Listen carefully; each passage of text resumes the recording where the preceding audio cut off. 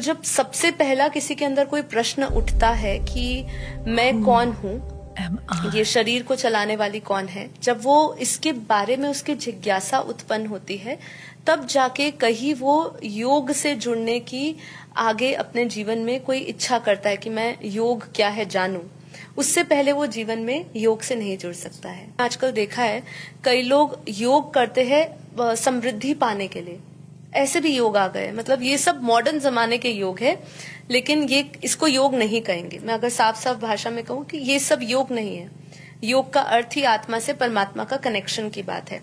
बाकी सब जो भी आप कर रहे हो वो अपनी कामनाएं इच्छाएं पूरी करने के लिए कह रहे हो, जिसको योग नहीं कहेंगे। आत्मचिंतन करना, अपने आप को खोजना, अपने भीतर उतरना, बाहर की सारी खिड़कियां बंद कर देना और अपने भीतर की खिड़की खोल के देखना। जब तक आप भीतर नहीं जाओगे तब तक कुछ नहीं होगा। इसलिए हमारे बापूजी कहते हैं अंतर्मुखी सदा सुखी, बाहरी मुखी जो है वो सदा दुखी रहता है। तो आपके अंदर नेगेटिव ऊर्जा होगी तो जो सूक्ष्म जगत की आत्माएं होगी वो आपको आपके नेगेटिव भाव, नेगेटिव विचारों को वो देख लेगी, आपके ऑरा में नेगेटिविटी को समझ लेगी और फिर वो आपको सूक्ष्म नेगेटिव दृश्य भी दिखा सकती है।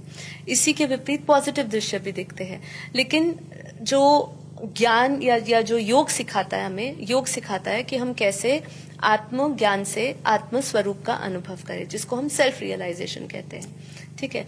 अब सूक्ष्म दृश्य दिखना और आत्म अनुभव करना, आत्मा का अनुभव करना, ठीक है, ये दोनों बहुत अलग है। सत्य ज्ञान देने वाला, आत्म ज्ञान देने वाला, ब्रह्म ज्ञान देने वाला गुरु आवश्यक है। मैं ये इन्वर्टेड कॉमर्स में कह रही हूँ, क्योंकि ऐसे इधर उधर की बातें करने वाले नहीं। आत्मज्ञान और ब्रह्म ज्ञान आपको आपसे जोड़ दे और आपको आत्मनिर्भर बना दे। ठीक है, ऐसा ज्ञान देने वाले गुरु की आवश्यकता है। मैं शुद्ध चैतन्य आत्मा हूँ, उसका ध्यान करते हुए अपने आज्ञा चक्र पे उसको देखे। वो पॉइंट ऑफ लाइट है, वो चमकता हुआ सितारा है, उसको ही अमर तत्व का है, उसे ही अमर ज्योति का है, उसको याद करें, उसको देखिए। वही निराकार है, वो जो है आत्मा, उसका क्या स्वरूप है? उसका स्वरूप ही परम शांति है, उसका स्वरूप ही परम आनंद है, उसका स्वरूप ही परम प्रकाश है, उसमें अनंत सूर्य का प्रकाश है। परम शांति, आप सभी का स्वागत है परम शांति मराठी परिवार में। आज हमारे साथ स्पेशल गेस्ट जुड़े हैं साक्षी जी। साक्षी जी का मेन चैनल है परम शांति मोटिवेशन एंड मेडिटेशन, जिसमें वो बताते हैं कि असली योग क्या होता है।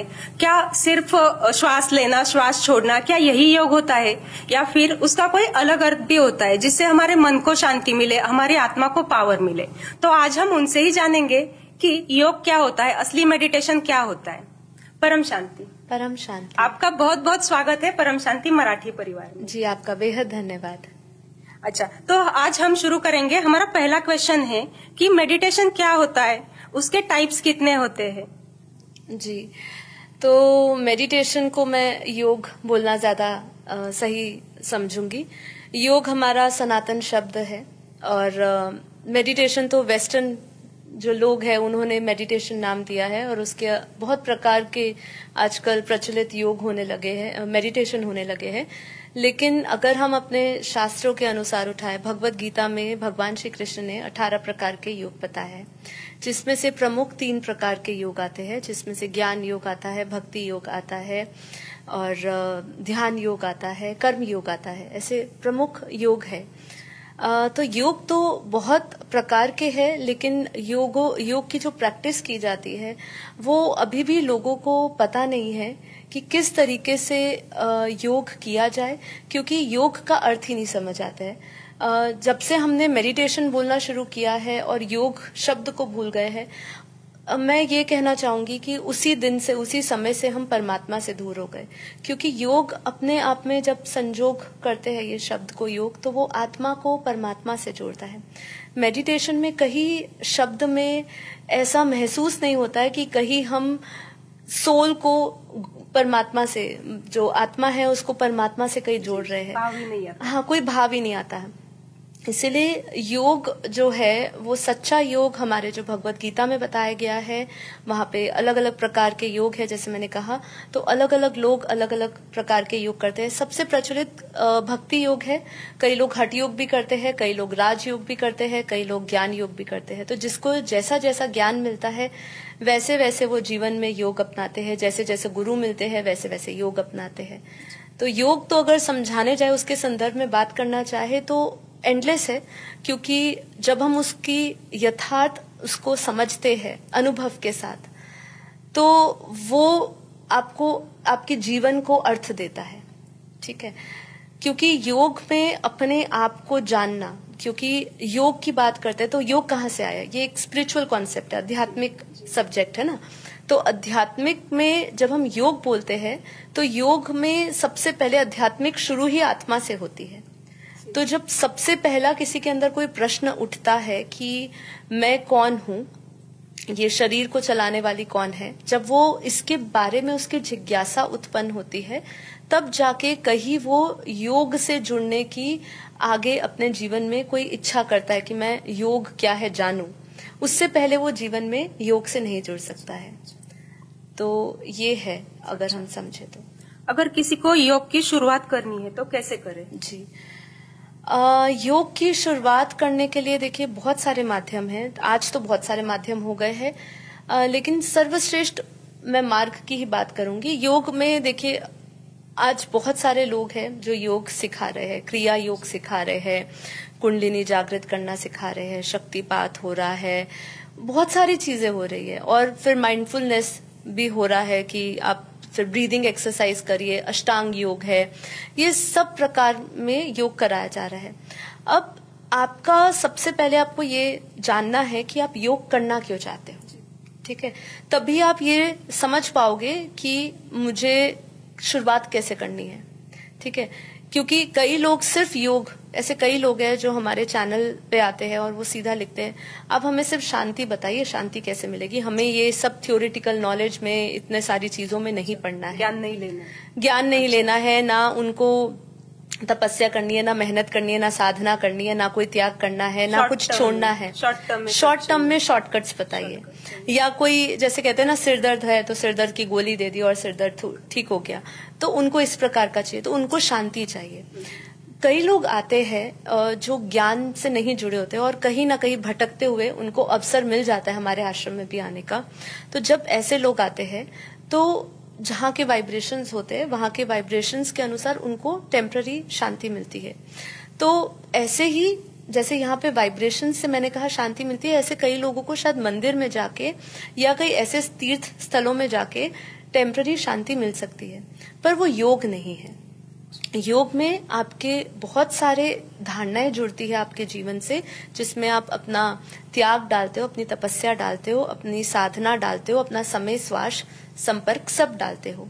ठीक है, उसमें आपका हर एक श्वास परमात्मा को, पहले तो स्वयं को समर्पित करते हो और फिर परमात्मा को समर्पित करते हैं। तो अगर हम ये कहे कि योग कहाँ से शुरू करें, तो सबकी अलग अलग कारण हो सकते हैं योग करने के, और उसके अनुसार उसको प्रेरणा मिलती है या वो अपनी डेस्टिनेशन पे पहुंचता है।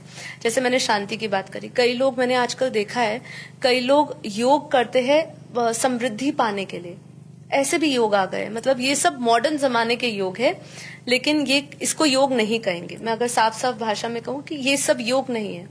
योग का अर्थ ही आत्मा से परमात्मा का कनेक्शन की बात है। बाकी सब जो भी आप कर रहे हो वो अपनी कामनाएं, इच्छाएं पूरी करने के लिए कह रहे हो, जिसको योग नहीं कहेंगे। वो योग जो माध्यम आप अपना रहे हो, जिसमें आपकी इच्छाएं पूर्ति हो रही है, वो योग नहीं है। योग आपको इच्छाओं से परे ले जाता है। इसीलिए योग का एक टेक्निक नहीं है शुरू कहाँ से करें, पर हाँ, अगर आप योग शुरू करना चाहते हो तो सबसे पहले अपने आप से एक प्रश्न पूछे। हर एक जिज्ञासु जो योग सीखना चाहता है, उसके लिए सबसे पहला सवाल है आत्मचिंतन करना, अपने आप को खोजना, अपने भीतर उतरना, बाहर की सारी खिड़कियां बंद कर देना और अपने भीतर की खिड़की खोल के देखना। जब तक आप भीतर नहीं जाओगे तब तक कुछ नहीं होगा। इसलिए हमारे बापूजी कहते हैं, अंतर्मुखी सदा सुखी, बाहरी मुखी जो है वो सदा दुखी रहता है। तो इसीलिए अगर आपको दुख है, अशांति है आपके जीवन में, तो सबसे पहले भीतर देखिए, क्योंकि सुख की चाबी, शांति की चाबी, समृद्धि की चाबी, हर तरीके का आप कुछ भी बात करिए, वो सब कुछ आपके भीतर है। जो भी आप चाह रहे हो, जो आनंद चाह रहे हो, क्योंकि मनुष्य आनंद के लिए ही पैदा हुआ है, ये हमारे उपनिषद भी घोषणा करते हैं। और हम भी देखिए, हम अपने जीवन में भाग दौड़ रहे हैं, जहां भी भाग दौड़ रहे हैं, जो भी पाना चाह रहे हैं, वो किस लिए? अपने सुख के लिए, अपने आनंद के लिए। पर होता क्या है, उसमें हमें ना सुख मिलता है ना आनंद मिलता है, थोड़े समय के लिए मिलता है, अल्प समय के लिए। पर अगर हमें शाश्वत समय के लिए चाहिए तो हमें समझना पड़ेगा कि अपने भीतर उतरिए, तो आपको भीतर ऐसे आनंद का सागर मिलेगा जहाँ पे आपकी सारी बाहरी जो इच्छाएं कामनाएं है या जो खोज है वो बाहरी खत्म हो जाएगी और आप अंदर उतर जाओगे। तो सबसे पहला योग शुरू करना है तो अपने आप से पूछिए कि मैं कौन हूँ, मैं कहाँ से आया हूँ, मेरा क्रिएटर कौन है, मुझे बनाने वाला रचयिता कौन है। माता पिता हमें पता है हमारे शरीर के कौन है, वो हमें ढूंढना नहीं पड़ता है, हमें पता होता है। ये हमारे माता पिता बताते हैं। जब हम बच्चा जन्म लेता है उसको तो नहीं पता होता ना, माता पिता है उसको बताया जाता है, वो मम्मा पापा बोलना सीखता है जिनके साथ सबसे ज्यादा रहते हैं। तो अब देखिए कितनी विडंबना है, हम इस धरती पर तो आ गए, इतने आदि समय से, ये अनादि समय से धरती चल रही है, और अब धरती पर आके हम ये नहीं खोज रहे कि हमारी आत्मा के पिता कौन है। तो यहाँ से यात्रा शुरू करें, अपने आप को जाने, अपने गुरु को जाने या अपने परमात्मा को जाने, अपने क्रिएटर को जाने, और फिर आपकी यात्रा धीरे धीरे प्रेरणा के अनुसार बढ़ती जाएगी। आपने कहा कि अपने अंदर झांकना है। हाँ जी, ठीक है। तो अंदर झांकते समय हमारे बॉडी के अंदर जो सूक्ष्म शरीर है, कारण शरीर है, उसको भी क्लीन करना पड़ेगा। तो वो कैसे हो सकता है? ये तो बहुत गहरा आगे का टॉपिक होगा, जब हम आगे शायद योग की बात करेंगे कि योग की विधि क्या है, तब हम धीरे धीरे बता सकते हैं इसके बारे में कि कैसे अपने सूक्ष्म शरीर, कारण शरीर हम इसको चार्ज कर सकते हैं। अच्छा, ठीक है। आगे का क्वेश्चन लेते हैं कि सूक्ष्म जगत का इसमें कुछ रोल है क्या, पॉजिटिव नेगेटिव? जब हम योग करते हैं जी, तो उसमें हमें कुछ दिखाई देता है या फिर कुछ महसूस होता है जी, तो उसमें सूक्ष्म जगत का क्या रोल होता है? देखिए, अगर सूक्ष्म जगत की बात करें तो सूक्ष्म जगत का हमेशा इंटरफेरेंस रहता है धरती पर, क्योंकि जो स्थूल जगत है उसको चलाने वाला सूक्ष्म जगत है। पर अगर हम योग की बात करें कि योग में ऐसा अगर हमें सूक्ष्म दृश्य दिखते हैं या सूक्ष्म शक्तियां हमें दिखती है तो इनका क्या रोल है? तो देखिए, हमारा कनेक्शन तो बना रहता है। अब आपकी जो सूक्ष्म जगत की आत्माएं हैं, मतलब किस प्रकार की पहले आपको सूक्ष्म दृश्य दिख रहे हैं, पॉजिटिव दिख रहे हैं, नेगेटिव दिख रहे हैं, ये सब आपके अंदर जो विचार चलते हैं, जैसे जैसे आपके अंदर विचार नेगेटिव है तो आपके अंदर नेगेटिव ऊर्जा होगी, तो जो सूक्ष्म जगत की आत्माएं होगी वो आपको आपके नेगेटिव भाव, नेगेटिव विचारों को वो देख लेगी, आपके ऑरा में नेगेटिविटी को समझ लेगी और फिर वो आपको सूक्ष्म नेगेटिव दृश्य भी दिखा सकती है। इसी के विपरीत पॉजिटिव दृश्य भी दिखते हैं। लेकिन जो ज्ञान या जो योग सिखाता है, हमें योग सिखाता है कि हम कैसे आत्म ज्ञान से आत्म स्वरूप का अनुभव करें, जिसको हम सेल्फ रियलाइजेशन कहते हैं। ठीक है। अब सूक्ष्म दृश्य दिखना और आत्म अनुभव करना, आत्मा का अनुभव करना, ठीक है, ये दोनों बहुत अलग है। ठीक है। मेरा बहुत ही जल्द मेरे ही चैनल पे एक पॉडकास्ट आएगा जिसमें हमने इसी की चर्चा करी है कि क्या सूक्ष्म दृश्य दिखना और आत्म स्वरूप करना दोनों एक ही बात है, उसका अनुभव करना एक ही बात है, जबकि ऐसा नहीं है, दोनों बहुत अलग है। सूक्ष्म दृश्य आपको कभी भी किसी भी चेतना के स्तर पर दिख सकते हैं और कभी कभी आपका प्रभाव वायुमंडल पे ज्यादा, वायुमंडल का प्रभाव आप पे होता है तो भी आपको सूक्ष्म दृश्य दिख सकते हैं। कभी आपको प्रेरणा भी दी जा सकती है, मतलब, पर आप उसको एंड रिजल्ट नहीं समझ सकते। ठीक है। कभी कभी आपको सूक्ष्म जगत की जो अच्छी क्वालिटी वाली आत्मा है वो भी आपको प्रेरणा के कारण, जिससे आपको प्रेरणा मिले और आप आगे और बढ़े, तो आपको वो अच्छे दृश्य दिखा सकती है, बिल्कुल दिखा सकती है, उनमें शक्ति है। पर जो योग कर रहा है, जो ये देख रहा है, उसको इस दृश्य में नहीं उलझना चाहिए, क्योंकि अगर वो उलझ जाता है, मान लो आज वो दृश्य दिख रहे हैं, कल वो दृश्य नहीं दिखे, मान लीजिए मुझे बहुत सुंदर एक दृश्य दिखा, मुझे बहुत परम प्रकाश दिखा, मुझे लाइट दिखी, अब हुआ ये कि मैं अब उसको मुझे 2 दिन दिखा, 3 दिन दिखा, अब मान लीजिए मुझे चौथे दिन नहीं दिखता वो, उसके बाद मैं बहुत अभ्यास करती हूँ लेकिन मुझे नहीं दिखता, सारा विचार उस सूक्ष्म दृश्य में ही अट जाता है मेरा, और फिर मेरा जो पुरुषार्थ है या जो मेरी साधना है वो वहीं अटक जाती है। वो साधना अटक जाती है सूक्ष्म दृश्य देखने में, जबकि मेरा जो लक्ष्य होना चाहिए कि मैं परमात्मा से जुड़ के उसको समर्पण होकर मैं उनसे शक्ति लूं, है ना, उनसे प्रकाश लूं, परम प्रकाश लूं। तो ये हम भटक जाते हैं। इसलिए सूक्ष्म दृश्य दिखते हैं तो अच्छी बात है, और अगर नहीं दिख रहे, पॉजिटिव दिख रहे तो अच्छी बात है, नहीं दिख रहे तो कोशिश मत करिए, चेष्टा मत करिए कि मुझे क्यों नहीं दिख रहे, दिखने चाहिए, उसको तो दिख रहे थे। इससे आत्मा अच्छी बुरी उन्नत और ये नहीं होता। आप इवेल्युएट नहीं कर सकते सोल को इसके माध्यम से कि अगर वो दिख रहा है तो वो हायर सोल होगी इसलिए दिख रहा है।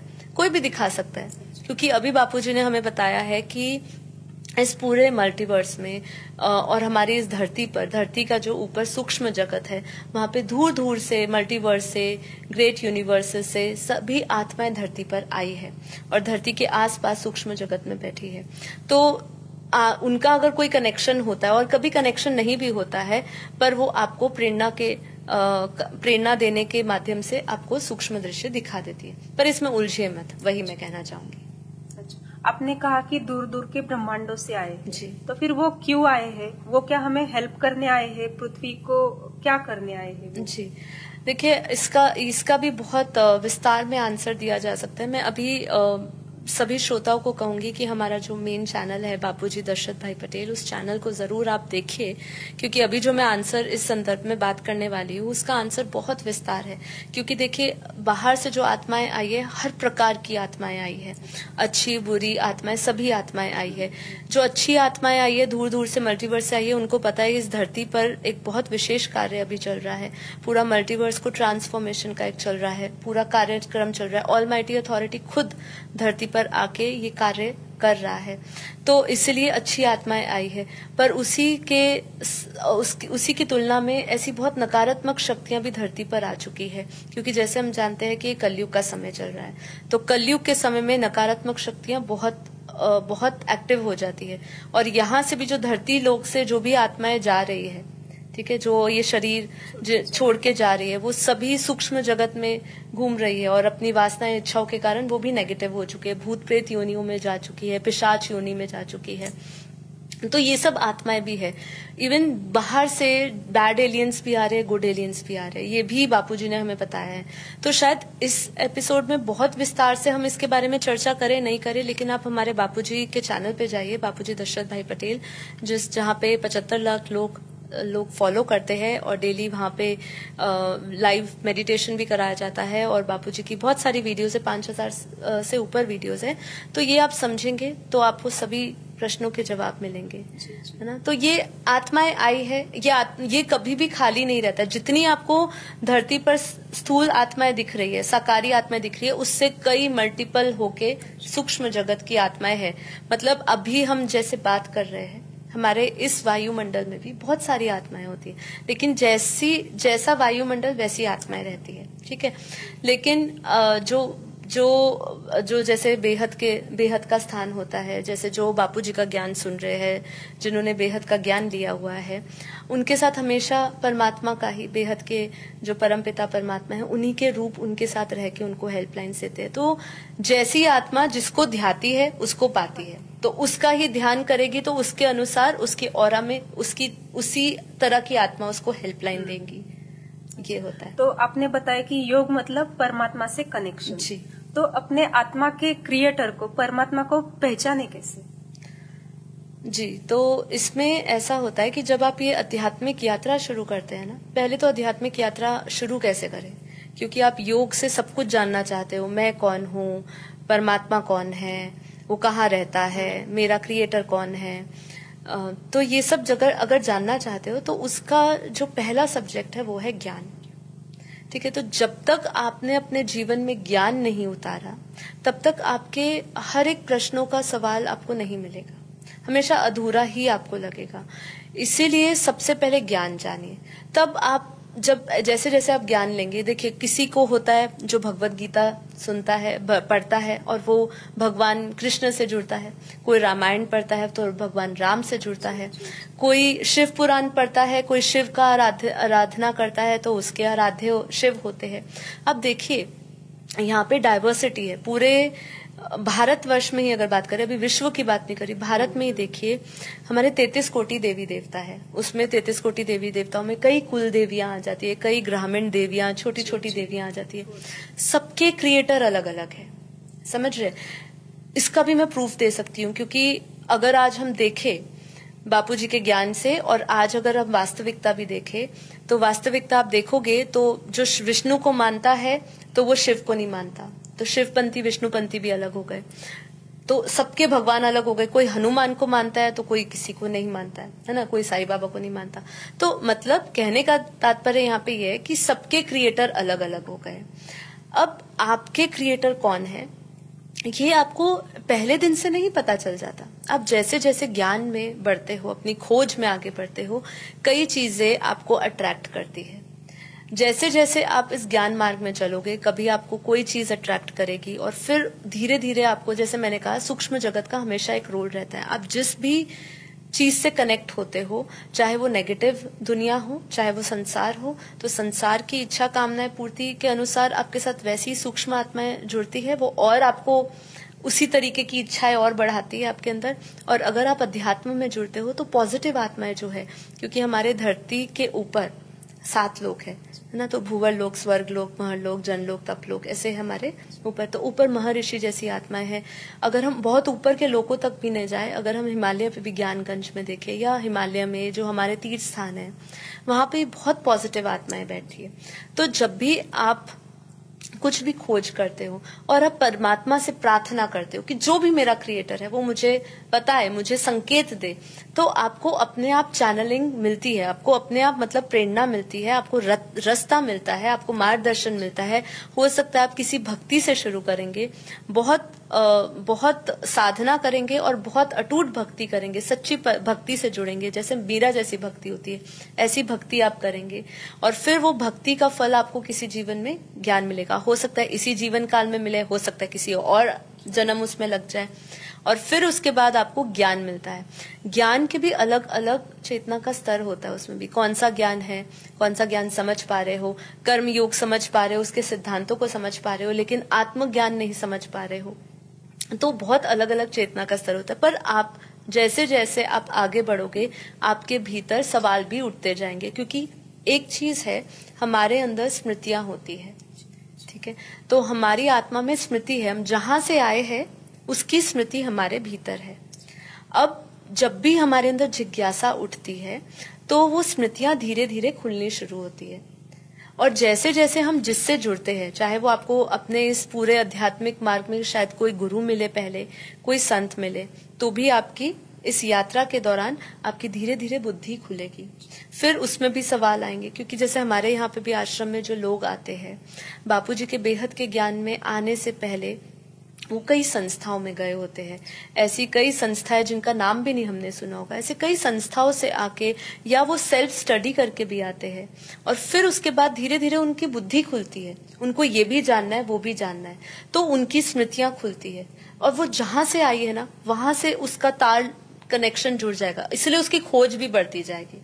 जहां पे आपकी खोज रुक गई तो आप समझिए कि वहां पर ही आपको क्रिएटर या आपको अपने इष्ट का पता चल जाएगा।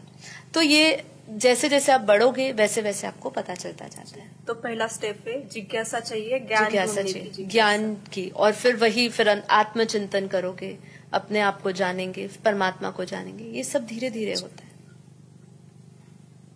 अच्छा, हम संकल्प शक्ति से कुछ मैनिफेस्ट क्यों नहीं कर पाते? हम में अभी संकल्प शक्ति क्यों नहीं? जी, संकल्प शक्ति बहुत महत्वपूर्ण बात है। शक्ति, ये जो शक्ति है ना, ये शक्ति साधारण शक्ति नहीं है। आज इन्होंने मैनिफेस्टेशन को बहुत एक साधारण सी बात कर दी है, और इसको पूरा करने के लिए आत्मा में बल चाहिए, आत्मा में शक्ति चाहिए। मैंने एक अपना लाइव एपिसोड किया था, मैं डेली लाइव कराती हूँ अपने चैनल पे, जैसे कि आपने शुरुआत में इंट्रोडक्शन में कहा, तो डेली मॉर्निंग में क्लास होती है, तो उसमें एक मैंने एपिसोड लिया था जिसमें हमने 4 प्रकार की वाणी समझी थी। हमारे शास्त्रों में 4 प्रकार की वाणी बताई गई है ना, बैखरी, मध्यमा, पश्यंती और परावाणी। तो जब उसमें एक बहुत सुंदर मेरा पॉडकास्ट भी हुआ था, हमारे भाई है बेहद के ज्योति प्रकाश भाई, उनके साथ हुआ था, तो उसमें हमने समझा था, देखिए कि संकल्प शक्ति प्राप्त करने के लिए आत्मा में बल, आत्मा में शक्ति, आत्मा में पुरुषार्थ चाहिए, ये सब चाहिए। ये सब चीजों का जब मेल होता है तब जाके आपके संकल्प पूरा होता है। अब उसमें भी जो सबसे बड़ी बात है कि जब आत्मा पराशक्ति में उतरती है, मतलब जब वो आत्म स्वरूप में उतरती है, आत्मा जब उस स्वरूप में पहुंच के फिर जब संकल्प करती है, फिर उसको मैनिफेस्ट किया जा सकता है। आज जो अक्सर मैनिफेस्टेशन हम 100 में से 1-2 का देख रहे हैं, तो जिसको उन्होंने कह दिया कि मैनिफेस्ट हो रहा है, मैनिफेस्ट हो रहा है, आप ये करिए वो करिए, तो मैं तो सिंपल लॉजिक ये लगाती हूँ कि जिस चीज से आप कह रहे हो मैनिफेस्ट हो रहा है, जिससे आप दावा कर रहे हो, तो वो सबसे पहले उस जरूरतमंद भिखारी से करवाइए। अगर उसका भी मैनिफेस्ट हो जाता है तो फिर ये चमत्कार है, ठीक है। लेकिन ऐसा नहीं होता है, क्योंकि उसमें आपको कर्म डालना है, अपना पुरुषार्थ डालना है, सब डालना है, ठीक है। तो ये चीज मैनिफेस्टेशन होने के लिए हमें आत्मा में बल चाहिए, जो हमें परमात्मा से मिलता है। जब तक आपके पास आत्मज्ञान नहीं है, ब्रह्म ज्ञान नहीं है, जब तक आप अपने क्रिएटर से जुड़ के उससे पावर नहीं लेते। अब सीधी सी बात है ना, अगर मैंने मोबाइल को चार्ज पे रखना है, मैंने बैटरी उसको चार्जिंग पॉइंट पे लगा दिया और फोन लगा दिया और उसके बाद मैंने पावर ऑन नहीं किया, तो क्या मेरा फोन चार्ज होगा? नहीं होगा। तो ये वही बात है कि आत्मा में शक्ति चाहिए। खाली आंखें बंद करके मैं संकल्प करती रहूं, मुझे गाड़ी चाहिए, मुझे बंगला चाहिए, मुझे पैसे चाहिए, मुझे अच्छी नौकरी चाहिए, और मैं कुछ भी ना करूं, ना कर्म करूं, भगवान को क्या जरूरत पड़ी ये बोलने की कि तुझे कुछ तो करना पड़ेगा? कर्म करने की बात क्यों करी भगवान ने? उन्होंने कहा मुझे कुछ करने की जरूरत नहीं है, मुझे सब कुछ मिल जाएगा, फिर भी मैं लोगों के लिए क्या लोगों के लिए क्या मैं दे रहा हूं, उनको क्या ज्ञान दे रहा हूं कि तुम कर्म करो, कर्म करो। तो भगवान जब कर रहे थे तो बाकी सबके लिए भी वही नियम है, यूनिवर्सल नियम है ये, तो है ना। तो इसीलिए आपको मैनिफेस्ट करने के लिए अगर कुछ हो रहा है, 1% अगर कोई मैनिफेस्टेशन की बात भी करता है, तो वो सूक्ष्म जगत की आत्माएं हैं जो आपकी छोटी मोटी आपकी इच्छाएं पूरी कर देते हैं। ऐसे तो बहुत सारी ग्रामीण में और कुल देवियां भी है जो छोटे लेवल पे भी आपकी इच्छाएं पूर्ति कर देती है, संतान प्राप्ति भी करवा देती है। आप उनको भोग लगाइए, उनकी पूजा करिए, आप बाधा लीजिए, सब संकल्प ही है ना। ये संकल्प, ये हमारी इच्छा पूरी हो जाएगी तो हम यहाँ पे प्रसाद चढ़ाएंगे, हम यहाँ पे दर्शन करने जाएंगे। तो ऐसी इच्छा है, सूक्ष्म जगत की आत्माएं छोटी छोटी इच्छाएं पूरी करती है। लेकिन अगर आपकी इच्छा परमात्मा के साथ जुड़ जाती है तो आप ऐसे इच्छाओं की जरूरत ही नहीं पड़ती है। हम अपने कार्मिक को रिलीज कैसे करें?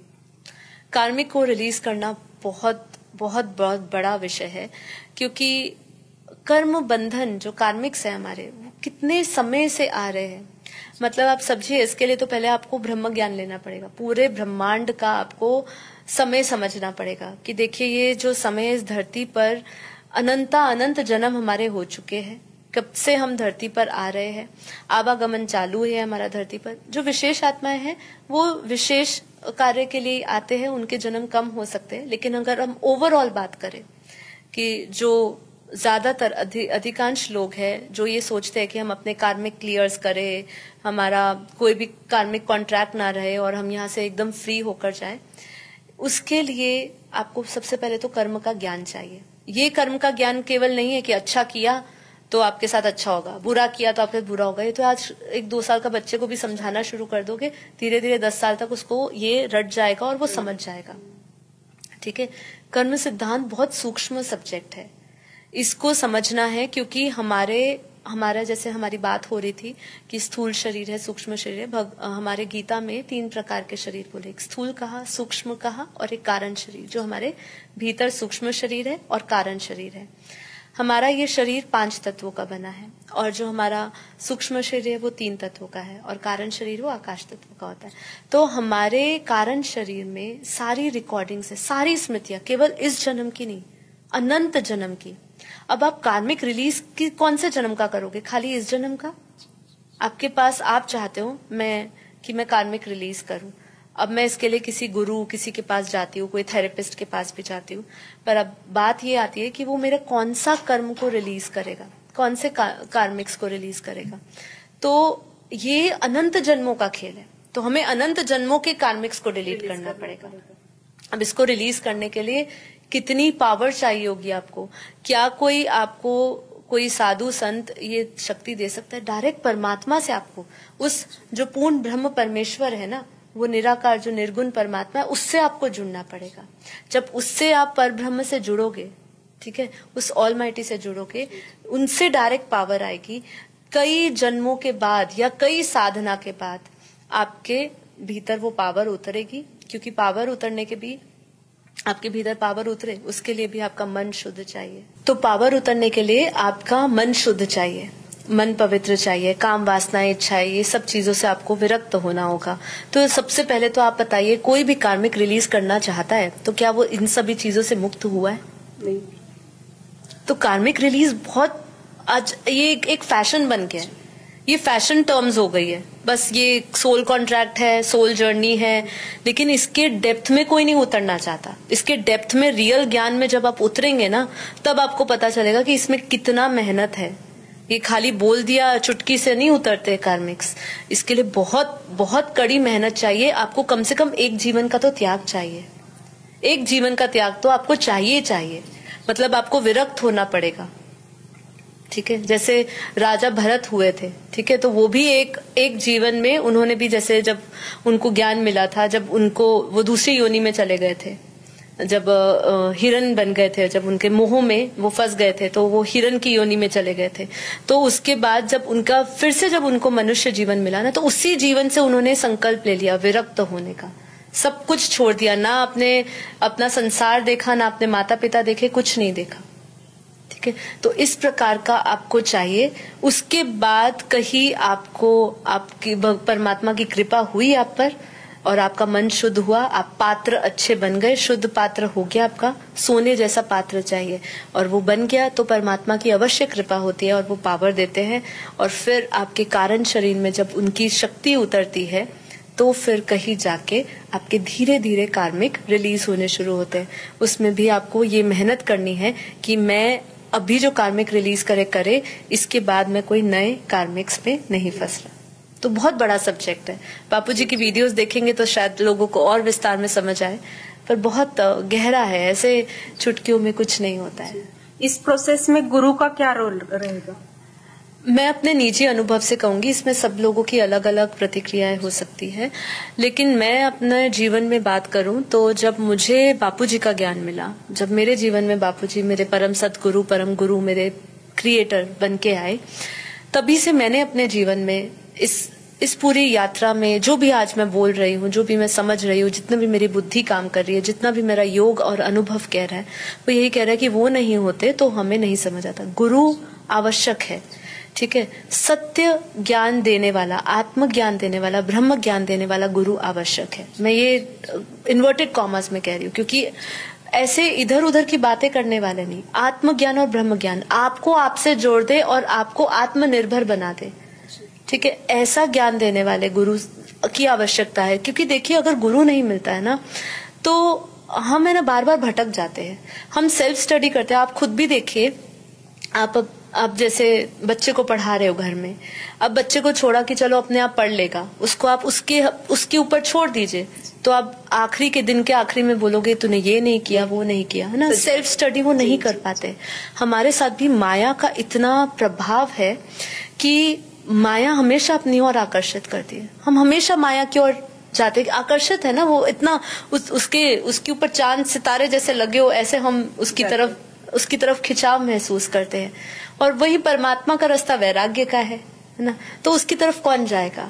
तो जब भी माया आपको खींचती है, तो माया से बचने का उपाय सिर्फ परमात्मा या मतलब गुरु देता है। तो वो गुरु भी ऐसा जो आपको परमात्मा से जोड़े, अपने में ना उलझाए, ठीक है। तो वो सच्चे गुरु की आवश्यकता मेरे अनुसार तो जरूरी है, जो आपको ये रास्ते पे बार बार वापस मार के लाए, प्यार से लाए, पर लेकर आए, आपको समझाए बेटा तुझे यहाँ वापस आना है, तुझे माया में नहीं फंसना है, तू चाहता है मुक्ति, चाहता है मोक्ष, चाहता है मुमुक्षु चाहता है, तो तुझे ये करना होगा। तो कान खींचे, चाहे तुम्हें मारे या प्रेम से समझाए, पर वो गुरु ही कर सकता है। अब हम जब जॉब पे जाते हैं या फिर बाहर जाते हैं, तो नेगेटिव लोगों से कैसे बचे? क्योंकि वायुमंडल में तो बहुत सारे वाइब्रेशन है, बहुत सारे लोग क्या क्या सोच रहे हैं, तो उससे हम कैसे बचाव करें हमारा? जी देखिए, अब हमारे साथ भी ऐसा होता है। हम अब जॉब तो नहीं करते, पर पहले जब भी हम जॉब करते थे तो हमारे साथ भी ऐसा होता है। वायुमंडल का प्रभाव हमेशा आत्मा पे पड़ता ही पड़ता है। जब तक वो वायुमंडल के वातावरण से उधर जो पावर है, उस नेगेटिव ऊर्जा से ज्यादा पावरफुल ना हो अपने संकल्प में, तब तक वायुमंडल उसके ऊपर प्रभाव करेगा ही करेगा। निश्चित है, चाहे वो ज्ञानी हो, चाहे वो अज्ञानी हो, वो संसारी हो, गृहस्थ हो, सन्यासी हो, कोई भी हो, उसको प्रभाव पड़ेगा ही पड़ेगा। तो अगर आप चाहते हो कि मैं नेगेटिव ऊर्जा का असर मेरे ऊपर ना पड़े या प्रभाव कम पड़े या मैं उससे थोड़ा सा फ्री रहूं, तो उसके लिए देखिए आपकी सबसे पहले जो जीवन है, जो जीवन शैली है आपको, उसमें आपको बहुत सारी चीजें डालनी होगी। क्योंकि जब आपका मन साफ होगा ना, तो आपके पास कोई भी नकारात्मक शक्ति, ऐसा मैं मानती हूँ, वो आते हुए भी डरती है। होता क्या है कि हम किसी चीज की प्रैक्टिस, हम अपनी जो दिन की शुरुआत होती है ना, वही बहुत नकारात्मक विचारों से करते हैं। अगर मैं ये मानती हूँ कि अगर आपने अपनी दिन की शुरुआत सबसे पहले कोई अच्छे ज्ञान से, अच्छे योग से, सत्संग से शुरू करा हो, आपने अपने सबकॉन्शियस माइंड, क्योंकि हमारे सबकॉन्शियस माइंड में बहुत शक्ति है, वो सब चीजें रिकॉर्ड कर रहा है, सब चीजें ना। जैसे साइंस में शायद कहते हैं 95% हमारा सबकॉन्शियस माइंड है, 5% ही कॉन्शियस माइंड है। तो जो 95% है उसको आप जो पावरफुल इंस्ट्रक्शन देना चाहते हैं आप दे सकते हो। आप कब वायुमंडल के प्रभाव में आते हो? तब आते हो जब आप अपने आप को कमजोर समझते हो। और कमजोर क्यों समझते हो? क्योंकि आपको किसी ने बताया ही नहीं कि आप पावरफुल हो। तो अगर हम शुरू में उठते ही या कभी भी दिन के ऐसे समय जब आपके लिए वो अनुकूलता हो समय की, तो आप उस समय अपने आप को याद दिलाएं, ठीक है, कि मैं पावरफुल आत्मा हूँ, मैं शक्तिशाली आत्मा हूँ, मैं शांत स्वरूप आत्मा हूँ, मैं किसी के भी प्रभाव में नहीं आता, मैं माया से मुक्त हूँ, मैं खुश हूँ, मैं प्रसन्न हूँ। जो भी आपको, जिस भी प्रकार के आपके जीवन में निजी समस्याएं आपको परेशान करती है, उसके विपरीत आप अच्छी संकल्प लेकर करिए। साथ में परमात्मा को समर्पण करते हुए संकल्प करिए कि आप मुझे शक्ति दीजिए, ठीक है। ऐसे करने से कुछ हद तक हम बच सकते हैं, लेकिन ये सिर्फ टेम्पररी हो सकता है, कुछ समय तक आप कर सकते हैं। लेकिन अगर आपको एक लंबे समय तक आपको इसका प्रभाव मुक्त होना है वायुमंडल से, तो आपको अपने जीवन में निरंतर ज्ञान और ज्ञान को अपनाना होगा। निरंतर ज्ञान से क्या होगा? आपका चिंतन बदलेगा। आज क्या चीज हमें सबसे परेशान करती है? विचार मतलब चिंतन, है ना। ऐसे बैठे बैठे सोचते रहते हैं। अब चिंतन बदलेंगे तो हमारी सारी चिंताएं खत्म होती है। वायुमंडल का प्रभाव हम पे इसलिए भी पड़ता है क्योंकि हम अगर हमारा ऑरा नेगेटिव होता है, हम पहले से ही ऐसे नेगेटिव विचारों से भरे हुए, तो बाहर की शक्तियां और हमारे पर प्रभावित करती हैं। अगर आप वर्किंग हो, काम करते हो, तो अपने जीवन में सबसे पहले ज्ञान को अपनाइए, ज्ञान को रिवाइज करिए, ज्ञान को सुनिए। जिससे भी जुड़े हो, जिनसे भी सुने हो, उसका सत्संग सुनिए, उनसे योग लगाइए, ज्ञान योग सब्जेक्ट्स को सीखिए, अपने जीवन में लाइए। तब जाके आप नकारात्मक शक्तियों से बच सकते हो, नहीं तो फिर नकारात्मक शक्तियां आपको घेर ही लेती है। एक थोड़ा सा डेली रूटीन आप बता सकते हैं, जैसे कि हर कोई फॉलो करे। हमारे बापूजी ने तो वैसे कर्मयोगी जीवन बताया है। कर्मयोग जीवन की प्रैक्टिस करना भी आसान नहीं है, ठीक है, क्योंकि डेली रूटीन लेनी है ना आपको। तो अब डेली रूटीन में आप क्या लेंगे? डेली रूटीन में तो आप, अगर मेरे से तो आप उम्मीद करेंगे मैं डेली रूटीन बताऊं, तो मैं ये तो नहीं बताऊंगी कि आप सुबह उठो, ये काम करो, वो काम करो, घर के काम करने के बाद फिर ऑफिस जाओ, ये नहीं।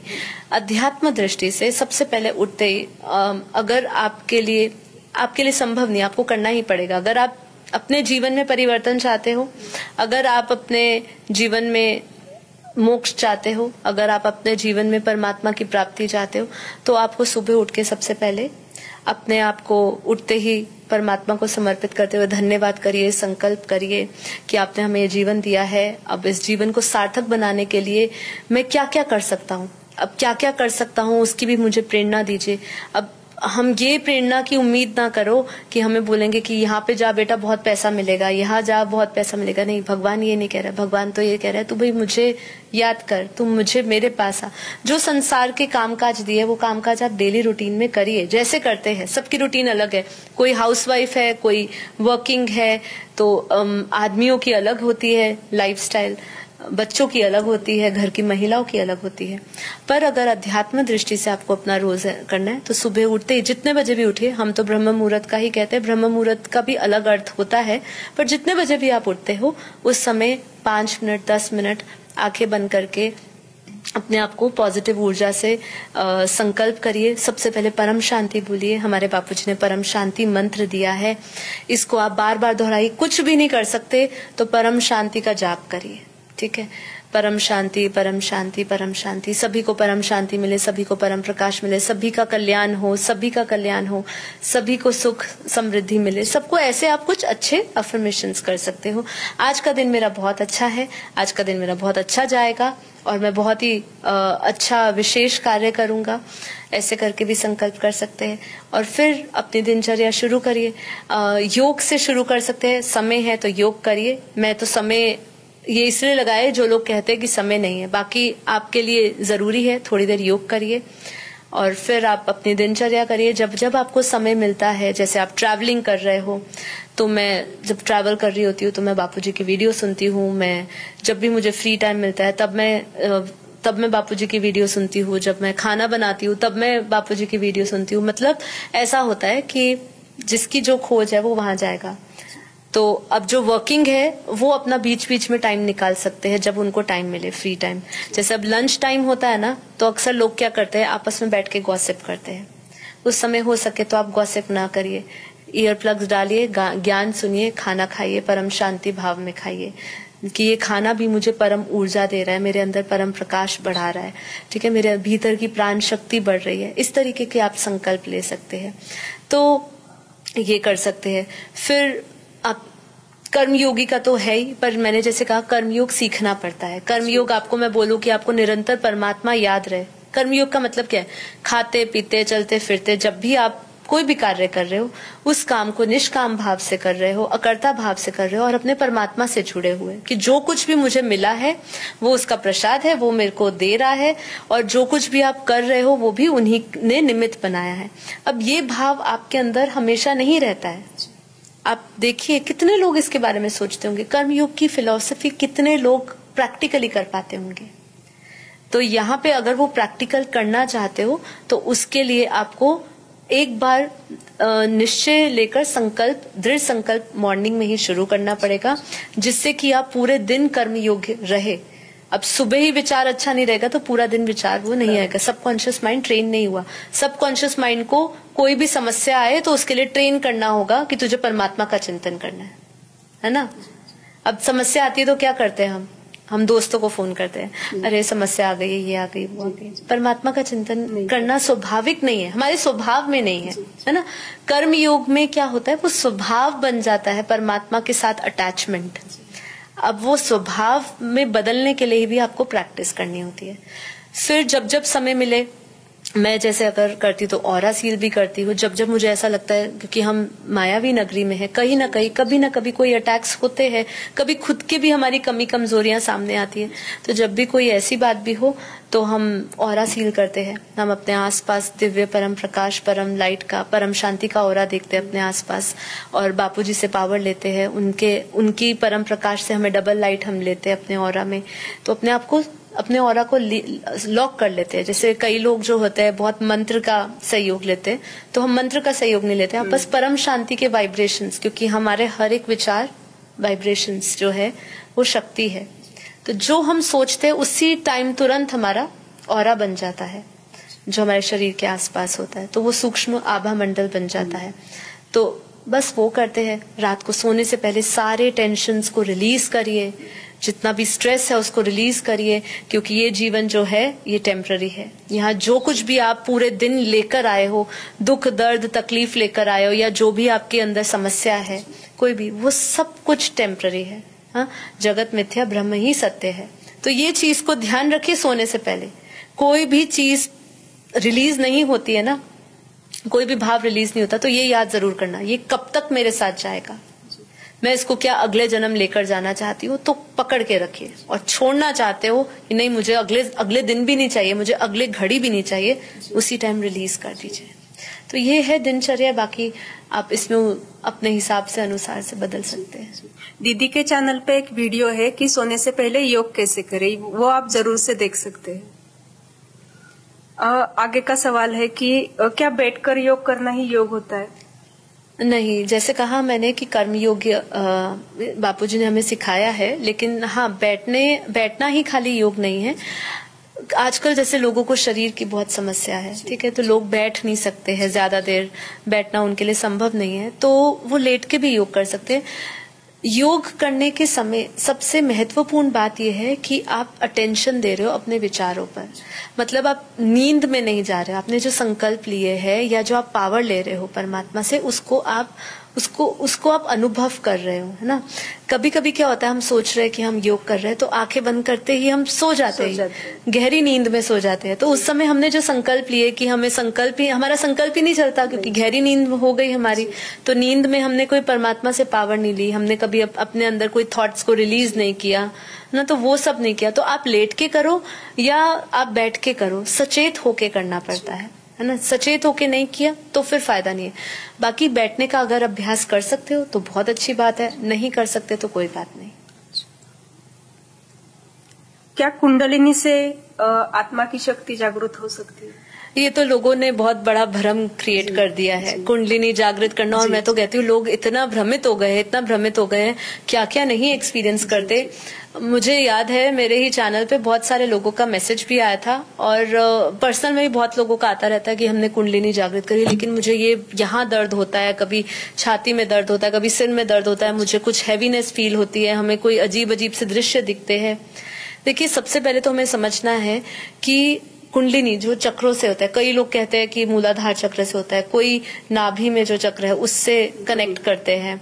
हाँ, तो अलग अलग लोगों की धारणा है इसमें, ठीक है। जितने मुंह उतनी बातें मैं तो कहूँ, और जितनी विद्याएं बढ़ गई है ये, उतने ही लोग भ्रमित कर रहे हैं लोगों को, ऐसे झूठ फैला रहे हैं, क्योंकि ये इसका संबंध शरीर से नहीं है। हमें समझना है जो योग का संबंध है वो आत्मा से है, चेतना से है, शरीर से नहीं है। कुंडलिनी में जो हम चक्रों की बात कर रहे हैं, मूलाधार चक्र की या जो भी चक्र जागृत करने की बात कर रहे हैं, वो सब शरीर का अंग है, ठीक है। उसका कोई भी कनेक्शन चेतना के स्तर पे नहीं हो रहा है, चेतना का बात नहीं हो रही है उसमें। तो इसीलिए कुंडलिनी से कुछ नहीं होता। अगर याद भी करना है तो हम क्यों हम कुंडलिनी जागृत करते समय हम मूलाधार चक्र से अपनी पावर को ऐसे याद करते हुए ऊपर खींचे। डायरेक्ट आज्ञा चक्र पे ध्यान दो ना, आत्मा यहाँ देखो। भगवान ने कुंडलिनी की बात नहीं करी, गीता में नहीं करी, किसी शास्त्रों में कुंडलिनी की ज्यादा ऐसे बात नहीं करी है।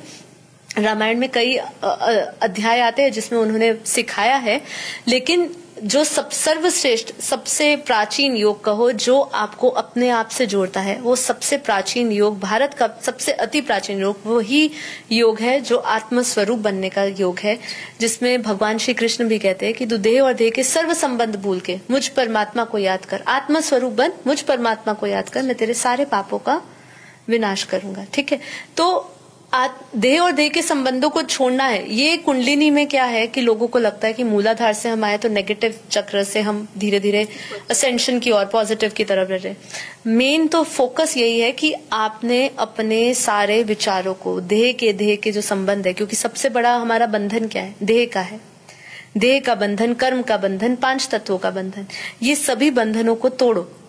देह और देह के सर्व संबंधों को भूल के आत्म स्वरूप में रहो, आत्मा को याद करो। मैं आत्मा हूं, मैं कौन सी आत्मा हूं, मैं बेहद की आत्मा हूं, कौन सी आत्मा हूं, ये धीरे धीरे आपको पता चलेगा। पर यहाँ तक तो आओ कि मैं शुद्ध चैतन्य आत्मा हूं, उसका ध्यान करते हो अपने आज्ञा चक्र पे। उसको देखिए, वो पॉइंट ऑफ लाइट है, वो चमकता हुआ सितारा है, उसको ही अमर तत्व का है, उसे ही अमर ज्योति का है, उसको याद करें, उसको देखिए, वही निराकार है, वो जो है आत्मा। उसका क्या स्वरूप है, उसका स्वरूप ही परम शांति है, उसका स्वरूप ही परम आनंद है, उसका स्वरूप ही परम प्रकाश है, उसमें अनंत सूर्य का प्रकाश है। क्या कुंडलिनी करनी और इतना लंबे लंबे चीजें करना, और फिर उसके बाद यहाँ दर्द हो रहा है, वहां दर्द हो रहा है, भटक जाना, सूक्ष्म आत्माएं पकड़ लेना, अजीब अजीब सी हरकतें करना। मैंने तो कई आत्माओं को देखा कि वो सहन ही नहीं करते और पागल जैसे हो जाते हैं ना। तो ये चीज योग नहीं सिखाता। योग की अंतिम अवस्था है जिसमें आप शाश्वत आनंद में जुड़ जाते हो, कोई हलचल नहीं होती है उसमें। मुझे कभी कभी बहुत दुख होता है कि हमारे सनातन लोगों ने, कई सनातनी लोगों ने ये अलग अलग प्रकार की विद्याओं को एक कमर्शियल प्रोडक्ट बना के एक धंधा बना दिया है। योग तो इतना उसको समझाना भी शब्दों में नहीं पुराया जा सकता उनको, कि उसकी कितनी सुखद अनुभूति होती है, कितनी आनंद की अनुभूति होती है। और लोगों ने ये कर दिया। तो कुंडलिनी से कोई जागृति नहीं होती है। आत्म स्वरूप में रहो, परमात्मा को याद करो, उसकी कृपा बरसेगी। अपने कर्म जब डिलीट होंगे तो अपने आप ही आपको उसके शाश्वत परम धाम की आपको जगह मिलेगी। आपने परमानंद बताया, आपका सुन के ही इतना आनंद आ रहा है ना कि ऐसे लग रहा है कि हम अब भी परमानंद में पहुंच गए। हमारे बापूजी ने ज्ञान ही ऐसा दिया है। परम धाम से परम शांति का शब्द उतरा है। और मैं तो इतना जानती हूँ कि बापूजी के ज्ञान योग से हम जीते जी आनंदित हो चुके हैं। तो योग में तो अब तो बापूजी ने जो कर्म योग सिखाया ना, अब ये कर्म करते करते हम आनंद का अनुभव कर सकते हैं। बाकी के जो मेडिटेशन है जैसे माइंडफुलनेस या फिर श्वासों पे कंट्रोल, जी, तो इससे कितना हेल्प हो सकता है? निश्चित रूप से लोगों को मदद मिलती है। मैं ये नहीं कहूंगी, जैसे अष्टांग योग में भी हमें श्वासों पर ध्यान करने के लिए प्राणायाम की प्रक्रिया होती है, तो ये सिखाया जाता है और ये करना कोई बुरा नहीं है। मैं ये कहूंगी जैसे कोई व्यक्ति है जिसने कभी योग जीवन में नहीं किया है, और मैंने कई लोगों को देखा है जिनका विचार रुकता ही नहीं है। मैं अभी रिसेंटली एक इवेंट में गई थी। उस इवेंट में एक लड़की से मिलना हुआ था और उस लड़की ने मुझे ऐसा बोला कि मैं बस जब देखो मेरा दिमाग है ना चलता रहता है, मैं कुछ करना चाहती हूँ। वो ऑलरेडी अच्छी सीए है, अच्छी प्रोफाइल में है, पढ़ाती भी है, उसका यूट्यूब चैनल भी है, पर उसके अंदर कहीं पर भी ठहराव नहीं है। बस उसको ऐसा लगता है बस मुझे कुछ चाहिए और क्रिएटिव करना है। क्रिएटिविटी उसकी कहाँ जा रही है? सिर्फ संसार में उसको है। उसने कभी भी अपने दूसरी क्रिएटिविटी का दूसरा हिस्सा नहीं देखा कि हम आत्मा के विषय में कुछ जाने। तो ऐसे लोग जो है जिनका कहते मैं सो ही नहीं पाती, मैं जब बेड पे जाती हूँ तो मैं कम से कम 2 घंटे तो सोचती रहती हूँ। मुझे नींद आने में 2 से 3 घंटे लग जाते हैं। तो ऐसे जो बीमार लोग हैं, मनोरोगी है, स्ट्रेस तनाव से है, जिनके ऊपर बापूजी का ये ज्ञान काम नहीं करता है क्योंकि उनके थॉट्स ही नहीं रुकते हैं, ठीक है, तो उनके लिए वो थोड़ा सा इसमें अभ्यास लाना शुरू कर सकते हैं। प्राणायाम कर सकते हैं। प्राणायाम से आपको थोड़ा थोड़ा अपने एक जगह पे आपका ध्यान करना आप सीखोगे, फोकस करना करोगे, अटेंशन आपकी एक बंधेगी जगह, क्योंकि ध्यान और योग दोनों अलग है। ध्यान किसी भी वस्तु पे किया जा सकता है, चाहे श्वास पे करो, त्राटक करते हैं लोग तो वो कर सकते हैं। माइंडफुलनेस पे अपने अपने हर एक अंग, जैसे हमें आसन में जब शवासन करवाते हैं तो हर एक शरीर के अंग पर फोकस कराते हैं और उसको रिलैक्स कराते हैं, और रियलिटी में हो भी जाता है। मैंने प्रैक्टिस भी किया हुआ है इसको भी कि भाई वो बोलते हैं कि अपने ये शरीर को देख, शरीर के अंग को देखो, वो रिलैक्स हो गया है। आप रियलिटी में उसको देखोगे और रिलैक्स का उसको एक संकल्प दोगे तो रिलैक्स हो जाएगा। तो ये सब काम करता है, ये आप कर सकते हो, लेकिन ये अंतिम प्रोसेस नहीं है, यहाँ पे रुक नहीं है, ये शुरुआत है, वो भी सिर्फ और सिर्फ बिगनर्स के लिए जो पहले से आध्यात्मिक यात्रा में काफी आगे बढ़ चुके हैं, एक मध्यम जगह पे पहुंच चुके हैं, ज्ञान योग ले रहे हैं, सनातन का उन्होंने वेद उपनिषदों का करा है, तो वो सीधा आत्मा पर ध्यान करना शुरू करें। वही सर्वश्रेष्ठ परम सत्य योग है। अब हमने मेडिटेशन किया, मतलब योग किया, सपोज हमने वेद उपनिषद पढ़े, उससे हमको थोड़ा ज्ञान आ गया, तो उसके बाद अगर वो योग करेगा, सपोज वो किसी शिव को मानेगा तो शिव से योग लगाया, तो फिर उसके बॉडी में क्या क्या चेंजेस हो सकते हैं, मतलब साइंस की दृष्टि से भी और आप सूक्ष्म लेवल पे भी कैसे बता सकते हैं? देखिए, इसमें विज्ञान की दृष्टि से भी समझ सकते हैं, बहुत लेवल पे आपके अंदर बदलाव आते हैं। आपके ब्रेन में न्यूरोप्लास्टिसिटी जैसे कहते हैं कि आपके ब्रेन में बहुत सारे एक बदलाव आते हैं। आपके हार्मोनल्स जो है, जो हैप्पी हार्मोन्स है, ये तो मैं आपको निचले स्तर पे समझा रही हूँ कि ये सब आपके अंदर परिवर्तन आता है। किसी भी क्रिएटर से जुड़ते हो, देखिए शिव से जुड़ रहे हो क्योंकि आपको उसी में आनंद दिख रहा है, ठीक है, तो वो जुड़ रहे हो। आप महाशिव से जुड़ रहे हो तो आपको उनसे ही आनंद मिलेगा क्योंकि वो आपके लिए क्रिएटर है, ठीक है। तो जब आप परमात्मा से जुड़ते हो, योग के बाद क्या असर होता है, आपके जीवन में क्या डिफरेंस आता है? सबसे पहले तो डिफरेंस आएगा कि आपके जो जीवन में जो हलचल होगी उसमें आप ठहराव आ जाएगा। ब्रेन के लेवल पे भी आपके भीतर एक हैप्पी हार्मोन्स आएंगे, जीवन में बदलाव, काफी संस्कार परिवर्तन भी होते हैं। जो चीजें आपके अंदर बुरी संस्कार होते हैं वो बुरे संस्कार धीरे धीरे छूट भी जाते हैं आपके, ठीक है, तो वो भी होता है। योग से सबसे बड़ी बात आपके जीवन का तनाव ये सब तो चला ही जाता है, लेकिन जैसे मैंने कहा था, जो इससे पहले भी मैंने कहा था, जो आपको आनंद मिलता है, जो संतुष्टि मिलती है अपने जीवन में, परम संतुष्टि, ठीक है, संतोष रहता है, आपको तृप्ति रहती है, क्योंकि उससे पहले तृष्णाएं होती है तो तृप्ति होती नहीं है जीवन में, पर ये तृष्णाएं खत्म हो जाती है हमारी और आप पूरे अपने जीवन में तृप्त हो जाते हो, शांत हो जाते हो, परम शांति मिलती है आपको। हर एक अवस्था में आपको परम शांति मिलती है। योग में मतलब आप सभी द्वंद्वों से, द्वेषों से, सबसे मुक्त हो जाते हो, राग से मुक्त, मतलब आप किसी चीज में बढ़ चढ़ के इन्वॉल्व ही नहीं होना चाहते। और अगर हो भी रहे हो तो सबसे पहले क्या होता है, योग से, अगर आपका सही योग है, जो हमारे जैसे बापूजी ने जो हमें योग सिखाया, अगर उस योग से आप जुड़ते हो तो आपके अंदर साक्षी भाव आ जाता है। मतलब आप कोई भी चीज को देखते हो, ऐसे दृष्टा देखते हो, लेकिन उसमें प्रतिक्रिया नहीं करते, इन्वॉल्व नहीं, हाँ इन्वॉल्व नहीं होते। आपका स्वभाव में बदलाव आता है। मतलब जो भी चीजें मैंने आपको कही है, पहले आपको ये सब जबरदस्ती करनी पड़ सकती थी, पर ये आपके अब स्वभाव ही बन गए, आपकी प्रकृति स्वभाव में ही आ चुका है। तो सबसे पहले आपका स्वभाव का बदलना होता है। फिर इस योग से केवल आप अपना खुद का निजी परिवर्तन नहीं कर रहे, आप समाज को भी बहुत कुछ दे रहे हो, लोगों को बहुत कुछ दे रहे हो, आप विश्व को बहुत दे रहे हो, इवन आप ब्रह्मांडीय ऊर्जा बदल रहे हो। तो अगर आपका सही योग है, सही क्रिएटर के साथ है, तो योग आपके जीवन में ऐसा बदलाव ला सकता है जिसको मैजिकल पावर कह सकते हैं, कि वो आपके अंदर एक मैजिक ला सकता है आपके जीवन में।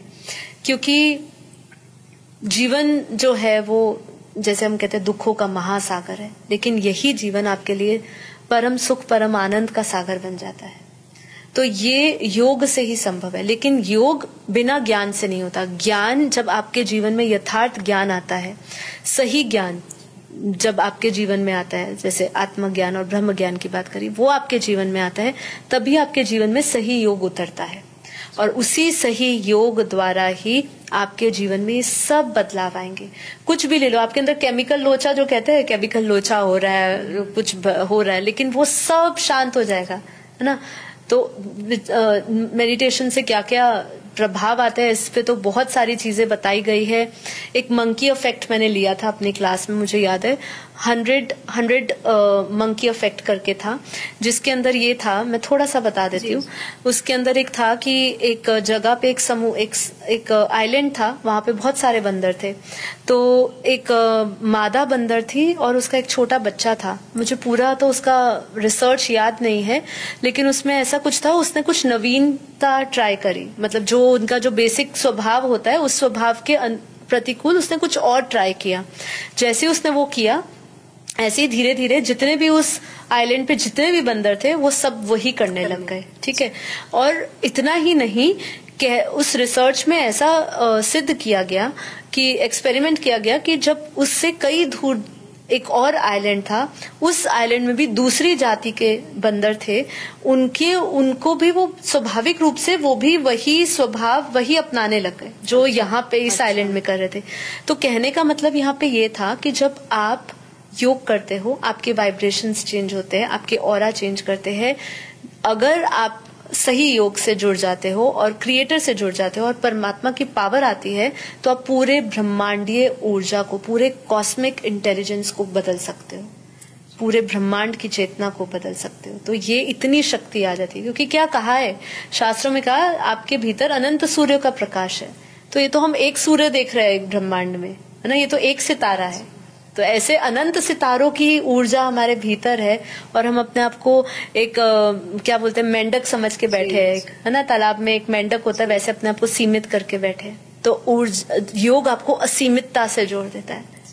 तो यही योग का फायदा है, और तो अनगिनत है, कहने को कहे तो इसकी तो लिस्ट खत्म नहीं होगी, छोटी मोटी। तो आपने कहा ब्रह्मांडीय ऊर्जा तक बदल हो सकता है, जी। लेकिन इसको अगर हम देखें तो आत्मा का पुरुषार्थ कितना है उसके ऊपर भी डिपेंड करता है। बिल्कुल। तो उसके घर का वायुमंडल कैसे बदलेगा, क्योंकि उसके आसपास के जो आत्माएं हैं उनका भी अपना कार्मिक है जी, तो उनका इफेक्ट भी उनके ऊपर पड़ेगा। तो ओवरऑल वो कैसे, कब तक चेंज हो सकता है, मतलब इसका कोई डेफिनेट टाइम नहीं है। सब आत्मा का अपना अपना पुरुषार्थ है, वो कितनी मेहनत कर रहा है, कितनी, अब जैसे बापूजी ने हमें परम शांति मंत्र दिया है, परम शांति सोचो, बोलो, परम शांति मिल जाएगी। निरंतर आप परम शांति का मंत्र करो, क्योंकि परम शांति जो है वो परम धाम की, परम प्रकाश की ऊर्जा है, वो परम धाम की ऊर्जा है। ठीक है। अब आपका सवाल ये है कि हम घर में कितने समय तक परिवर्तन आएगा, क्योंकि हम दूसरे के भी आभा मंडल में आते हैं, उनका भी ऑरा है, उनका भी कार्मिक्स है, हमारा कनेक्शन है। तो बापूजी ने यहाँ कहा है कि आप जितना योग करेंगे, जितना ज्ञान योग करेंगे, जितना परम शांति स्थिति में खुद पहले स्थित रहेंगे, तो चैरिटी बिगेन्स एट होम, घर में परिवर्तन आपको दिखेगा। लेकिन ये कब तक दिखेगा वो तो आपके ऊपर निर्भर है कि आप कितनी निरंतरता से कर सकते हो। जैसे अभी आपने किया, ठीक है, अभी आपने 1 घंटा किया योग। अब मान लीजिए आपके घर में कुछ भी ऐसी हादसा हो गया या कोई बात हो गई जिसके कारण वापस घर का माहौल गर्म हो गया, मान लीजिए डिस्टर्ब हो गया। अब आप वापस डिस्टर्ब माहौल में हो। अब उस समय आप कौन से भाव में रह रहे हो, मतलब आपकी प्रतिक्रिया कैसी है वहां पे? क्या आप भी हलचल में हो, आप भी विचलित हो, आप भी संशय में आ गए हो, आपको भी ऐसा लग रहा है अब क्या होगा, अब क्या होगा, इस तरीके के आपके भाव है?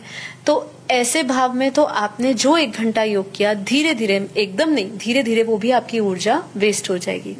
तो उस समय आपको ये याद रहना चाहिए कि कोई भी परिस्थिति हो, मुझे उस स्थिति में परम शांति के वाइब्रेशंस फैलाने हैं। तो जब आप इसको निरंतर करते जाओगे, किसी चीज की भी हैबिट बनने में समय लगता है। तो आजकल तो 21 दिन बोलते हैं, कम से कम 21 दिन करना पड़ता है, पर ये 21 दिन में भी जरूरी नहीं है हो जाए, क्योंकि हम प्रोसेस नहीं कर सकते कि हमारी निरंतरता कितनी है ना। मैं कह रही हूँ कि मैं 2 घंटे कर रही हूँ, पर उस 2 घंटे में भी मेरा अगर 2 मिनट भी योग लगा है या नहीं लगा है, 2 मिनट भी मैंने सही तरीके से परम शांति के वाइब्रेशंस फैलाए या नहीं फैलाए, आत्मा में बल नहीं है वो। जैसे आपने देखा है आजकल बहुत उसके जोक्स भी बनने लग गए, जैसे कि भगवान के आगे आप आरती उतार रहे हो और वहीं पर ही बोल रहे गैस पे कुकर चढ़ाया तो वो देख ले, तो एक तरफ पूजा हो रही है और एक तरफ बोल रहे, तो आपका ध्यान उसमें नहीं। ऐसी आपकी निरंतरता कितनी है, दृढ़ संकल्प कितना जुड़ा है, पावर कितनी आपने ली है, उसके ऊपर निर्भर करता है कि आपके घर में कितनी जल्दी परिवर्तन आएगा। और निश्चित रूप से कार्मिक्स जितने स्ट्रांग होते हैं उसको जाने में तो थोड़ा समय लगता है। तो इसीलिए गीता में क्या कहा है, 2 चीजें कही है, वैराग्य और अभ्यास। ये दोनों चीजें जीवन में नहीं जानी चाहिए, इसको अपनाना पड़ता है आपको। अभ्यास तो करते रहोगे, निरंतर अभ्यास करता रहना पड़ेगा। ये पुरुषार्थ अंत तक है, जब तक आपके शरीर में आत्मा है, जब तक इस देह का अंत नहीं होता तब तक पुरुषार्थ है। जी, गुरु का क्वेश्चन था, आपने बता दिया जी। अब लास्ट आप घर गृहस्थ में है, उनके लिए क्या सलाह देंगे? अब आपने जैसे कहा कि बापूजी ने बताया कि परिवर्तन होने वाला है, तो उसके लिए कैसे तैयारी करें, मतलब क्या परिवर्तन होने वाला है और कैसे तैयार हो? जी, बापूजी का वीडियो है भारत कैसे बचेगा, पार्ट 1, पार्ट 2, पार्ट 3, और साथ ही साथ बापूजी का अभी भी एक वीडियो आया है कि पूरा मृत्यु लोक कैसे अमर लोक में बदल जाएगा। आप ये वीडियोस देखिए, क्योंकि इसके संदर्भ में बात करेंगे तो बहुत हम अगले और 1-2 घंटे बात कर सकते हैं। परिवर्तन होने वाला है, लेकिन बापूजी ने जो बोला है परिवर्तन, सबसे पहले स्व परिवर्तन बोला है कि आप स्व परिवर्तन करो। गृहस्थियों में रहने वाली जो आत्माएं, जिनके बहुत कार्मिक्स है, जो अभी जूझ रहे हैं अपने ज्ञान योग में ही, अभी वो जूझ रहे हैं, समझ ही नहीं आ रहा कहाँ पे है हम, क्या करने वाले, क्या होगा, बहुत सारे प्रश्न हैं। सबसे पहले अपने ऊपर फोकस करते हुए, आत्मचिंतन करते हुए, सबसे पहले हमें जो बापूजी ने सिखाया वो है नष्टो मोह। भगवान श्री कृष्ण भी कहा कि नष्टो मोह स्मृति लगता, जब मोह नष्ट होगा तो ही आपकी स्मृति जागृत होगी। तो सबसे पहले अपने जो घर गृहस्थियों में रहते हैं, अगर वो फोकस्ड है, अगर वो इस रास्ते पर है, जो रास्ते की हम बात कर रहे हैं इतनी देर से, अध्यात्म रास्ते पे है, इस बेहद के परम ज्ञान से जुड़े हैं, तो गृहस्थ में रहते हुए सबसे पहले एक सब्जेक्ट को पक्का करें, वो है कि हम वो नष्टो मोहा बने, मोह ममता को छोड़े। फिर उसके बाद, क्योंकि ये सब टेम्पररी है, रिश्ते जो है ये हमें कार्मिक्स मिले हैं, इसको निभाना है, ड्यूटी की तरह निभाए, कर्तव्य बुद्धि से, अटैच्ड होकर ना। पहले तो इसका अभ्यास इतना ज्यादा हो जाना चाहिए कि जब ये अभ्यास हो जाएगा तभी आपके जीवन में, आपके सर्कल में कुछ भी प्रॉब्लम होगी, आप प्रतिक्रिया नहीं दोगे, क्योंकि आप समझ जाओगे, क्योंकि आपका मोह तो नष्ट हो चुका है। तो नष्टो मोहा पहले बनिए, उसका सब्जेक्ट करिए, इच्छा मात्र विद्या का ये ट्राई करिए, ये सब करते रहिए। फिर बापूजी ने जो परम शांति बोलते रहिए, परम शांति, जब भी हो सके परम शांति के वाइब्रेशंस दिन में करिए। ऑरा सील करने का अभ्यास करिए, दिन में 3 बार खाना खाते हो तो 3 बार ऑरा सील करिए। यही समझ के आपको एक अभ्यास होगा, ठीक है। इसके बाद आप योग और ज्ञान, ये दोनों चीजें अपने जीवन से, गृहस्थी हो लेकिन समय सबको मिलता है। बापूजी ने क्या कहा, 8 घंटा योग, 8 घंटा ज्ञान करो, 8 घंटे आप काम करो, ठीक है, 8 घंटे आप आराम करो, ठीक है। तो इस तरीके से आप कुछ तो थोड़ा सा शेयर निकाल ही सकते हैं ना। हर जगह पे मंदिरों में 10% दान करते, तो आपको अपना सारा समय, संबंध, संपर्क की आपको 10% लगाना होगा। तन मन धन का थोड़ा 10% लगाना होगा। ये संकल्प करिए, फिर आपको प्रेरणा मिलेगी और फिर आपके जीवन में परिवर्तन आएगा, आपको सही मार्ग मिलेगा और सतगुरु मिलेगा। दीदी ने बहुत अच्छे से समझाया कि योग क्या होता है। योग पे हमारा आत्मा से परमात्मा का कनेक्शन, यही सच्चा योग है, और इसके लिए हम आगे कैसे बढ़े ये भी बहुत अच्छे से समझाया। आपका बहुत बहुत शुक्रिया जी। परम शांति। मैं बस आखिरी में यही कहना चाहूंगी सभी श्रोताओं से जो इस चैनल को देख रहे हैं कि बापूजी के ज्ञान से जुड़िए। बापूजी दशरथ भाई पटेल, जिन्होंने आत्म जागृति अभियान शुरू किया है, जो 33 कोटि देवी देवताओं को जगा रहे हैं, जो पूरे मल्टीवर्स को परिवर्तन करने के लिए आए हैं, उसके लिए आत्मज्ञान, ब्रह्म ज्ञान और बेहद का परम ज्ञान दे रहे हैं। तो आप इससे जुड़िए, सर्च करिए आज ही जाकर यूट्यूब चैनल पे बापूजी दशरथ भाई पटेल। आप सभी का दिल से धन्यवाद। धन्यवाद बहन जी। परम शांति। की परम शांति सोचो, बोलो परम शांति। Join us daily for our morning live meditation, Monday to Saturday, 5:30 to 6:30 a.m. Join us daily for live meditation, 10 p.m. to 11 p.m. on YouTube Live. Subscribe now. Website www.paramshanti.org. Email us anand@paramshanti.org. Like, share, subscribe. Join today. बेहद की